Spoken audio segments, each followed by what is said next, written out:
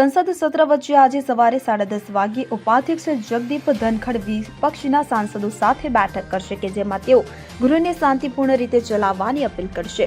અગાઉ પણ તેમણે સર્વપક્ષીય બેઠક યોજી હતી। કેન્દ્રીય સ્વાસ્થ્ય મંત્રી જેપી નડ્ડા અને રાજ્યસભામાં વિપક્ષના નેતા અને કોંગ્રેસ અધ્યક્ષ મલ્લિકાર્જુન ખડગે બેઠકમાં હાજરી આપી હતી। ધનખડે સોશિયલ મીડિયા પ્લેટફોર્મ એક્સ પર આ માહિતી આપી હતી। ધનખડની આ બેઠક એવા સમય થઈ છે કે જ્યારે વિરોધ પક્ષો રાજ્યસભામાં તેમની વિરુદ્ધ અવિશ્વાસ પ્રસ્તાવ લાવવાની તૈયારી કરી રહ્યા છે। વિપક્ષે રાજ્યસભાના અધ્યક્ષ જગદીપ ધનખડ વિરુદ્ધ અવિશ્વાસ પ્રસ્તાવ લાવવાની તૈયારી કરી રહ્યો છે। વિપક્ષના 70 સાંસદોએ પ્રસ્તાવ પર હસ્તાક્ષર કર્યા છે। આમાં ઇન્ડિયા ગઠબંધનમાં સામેલ એસપી, ટીએમસી અને આમ આદમી પાર્ટીના નેતાઓનો પણ સમાવેશ થાય છે। Bureau report CN24 news. હવે જુઓ દેશ દુનિયાની તમામ ખબરો તમારી આંગળીના ટેરવે।